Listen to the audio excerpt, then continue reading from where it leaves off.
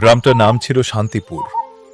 একসময় চারিদিকে সবুজে ঘেরা এই গ্রামে আনন্দের কোনো অভাব ছিল না।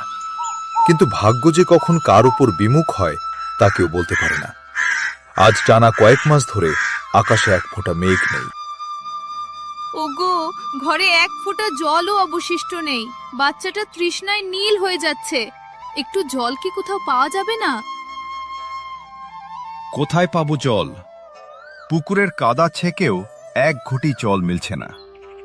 মোড়লরা জল আটকে রেখেছে নিজেদের জন্য। আমাদের মতো গরিবের ভগবানও আজ মুখ ফিরিয়ে নিয়েছে। মা জননী রে, তোকে আজ একটু জলও দিতে পারলাম না। তোর বাছুরটা দুধের অভাবে নেতিয়ে পড়েছে। আল্লাহ, এই আযাব থেকে আমাদের মুক্তি দাও। ছাড় আমার কলসি, এই শেষ কাদা জলটুকু আমি আগে দেখেছি। আমার ঘরে 3টে বাচ্চা কাল থেকে জল পায়নি। তুই কি মানুষ নোস? একটু দয়া কর।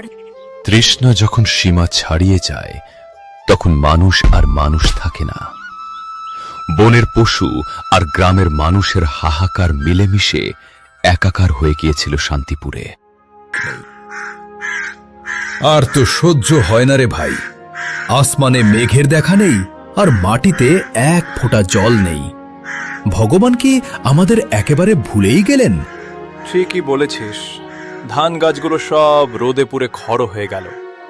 এই খরা যদি আর কদিন চলে তবে না খেয়ে মরা ছাড়া আর কোনো পথ থাকবে না।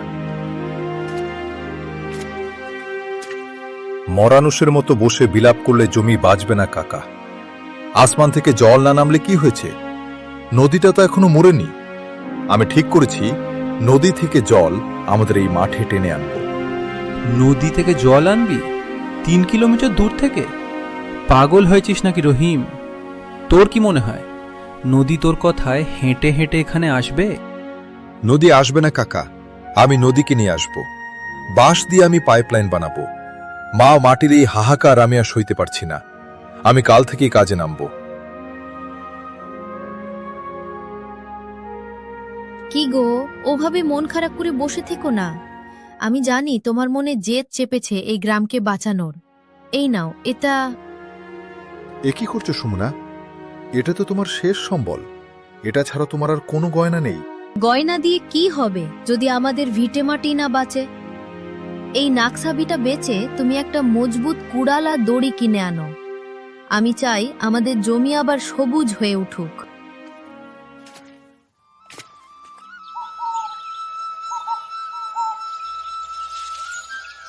কি রে রহিম, নতুন কুড়াল কিনে কি এখন কাঠুরিয়া হবি নাকি? চাষবাস কি ছেড়ে দিলি? না কাকা, চাষ ছাড়িনি। এই কুড়াল দিয়েই আমি নদীর জলকে পথ করে আনব। এই লড়াই আমার একার হলেও জয় আমাদের সবার হবে।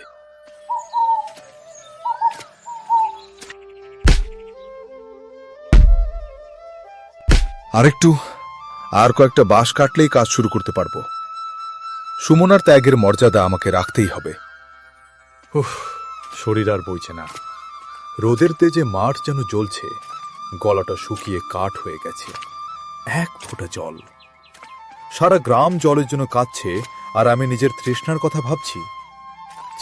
রহিম, ওরে ভাই দেখ, আমাদের শান্তিপুরের ইঞ্জিনিয়ার আসছে।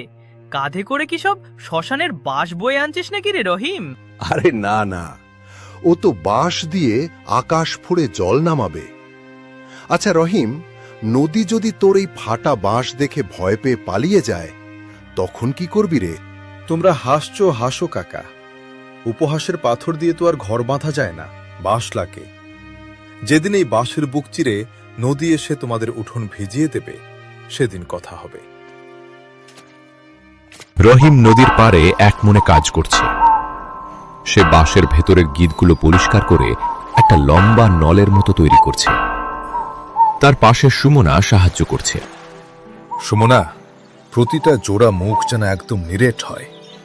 দড়ি দিয়ে এমন ভাবে বাঁধতে হবে যেন এক ফোঁটা জলও চুইয়ে না পড়ে। 3 কিলোমিটার পথ পার করে এই জলকে মাঠে নিয়ে যেতেই হবে।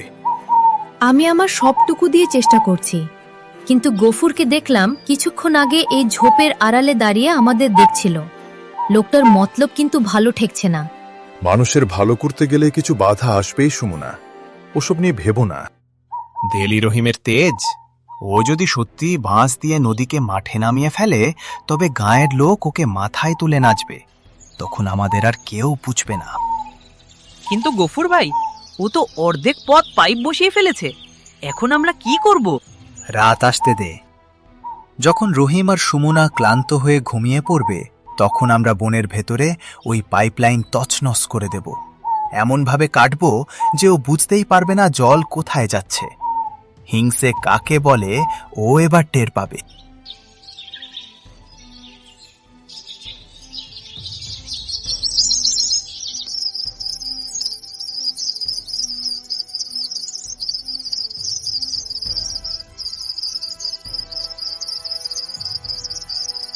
ব্যাস, আজকের মতো কাজ শেষ।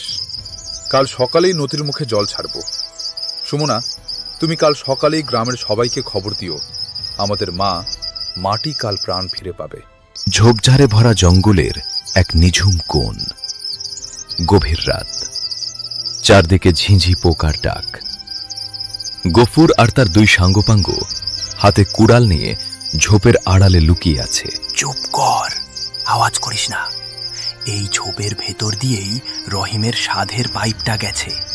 এখানটাতেই কাম সারতে হবে, যাতে কেউ চট করে টের না পায়। গফুর ভাই, যদি কেউ দেখে ফেলে? রহিমের অনেক কষ্টের পাইপ এটা। ভয় পাস না, ধরো কুড়ালটা। এই দেখ, আমি এক কোপ মারছি, তোরা বাকিটা টুকরো করে ফেলো। গফুর জোরে কুড়াল দিয়ে বাঁশের পাইপে কোপ মারে। মটমট করে বাঁশ ফাটার শব্দ হয়। তারা পাইপটাকে কয়েকটা খণ্ড করে ঝোপের ভেতর অগোছালোভাবে ফেলে দেয়।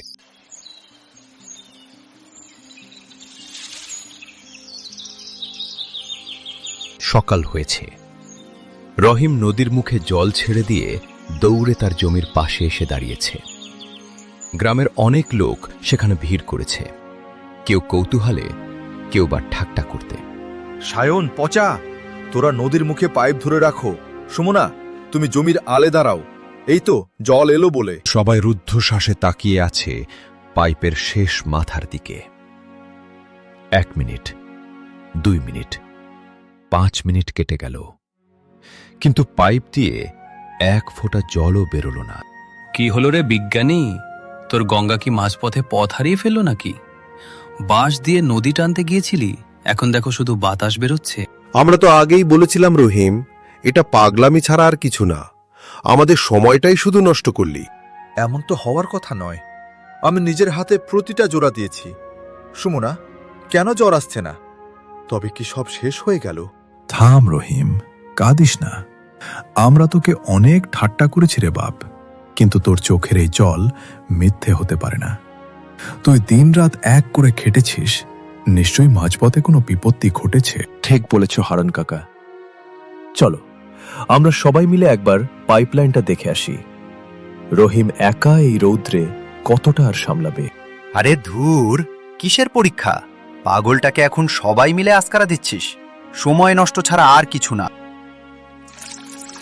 এ কি, আমার পাইপগুলো সব কেটে টুকরো করে দিয়েছে? কে কে এত বড় শত্রুতা করলো আমার সাথে? এটা কোনো দুর্ঘটনা নয় রহিম, এটা কেউ ইচ্ছা করে করেছে। দেখ, কুড়ালের কূপগুলো কত টাটকা। হঠাৎ সায়ন ঝোপের আড়াল থেকে একটা তালি মারা গামছা কুড়িয়ে আনল, যা দেখে সবাই চমকে উঠল। হারান দাদু, এই দেখো, ঝোপের কাটায় কার যেন একটা গামছা আটকে ছিল। এটা তো গফুর কাকার গামছা। না না, ওটা আমার গামছা হতে যাবে কেন? আমি তো ওখানে যাইনি। মিথ্যে বলিস না গফুর, তোর গামছা আর তোর ওই কুড়ালের দাগ সব বলে দিচ্ছে। তুই গ্রামের মানুষের মুখে অন্ন উঠুক তা সইতে পারলি না। তুই রহিমের কষ্টের সাথে সাথে আমাদের সবার বাঁচার আশাকে কুপিয়েছিস। ভাইরা আমার, রহিমের একার কাঁধে আর বোঝা চাপিয়ে রেখো না। চলো আমরা সবাই মিলে আজ এই পাইপ জুড়ে দিব। সূর্য ডোবার আগেই যেন জল নামে।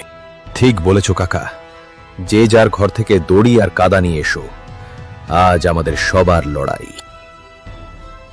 একতার শক্তি আর রহিমের অদম্য জেদ আজ সব বাধা ভেঙে দিল। পাইপ ঠিক করে দেওয়ার সাথে সাথেই মাঠের বুকে জল হু হু করে বয়ে আসতে লাগল। 3 কিলোমিটার পথ পাড়ি দিয়ে আসা সেই রূপালী ধারা শুধু রহিমের জমি নয়, মুহূর্তের মধ্যে পুরো গ্রামের প্রতিটি তৃষ্ণার্ত মাঠ ভিজিয়ে দিল। চাতক পাখির মতো চেয়ে থাকা কৃষকদের মুখে আজ ফুটল বিজয়ের হাসি, আর চারদিকে ধন্য ধন্য পড়ে গেল রহিমের নামে।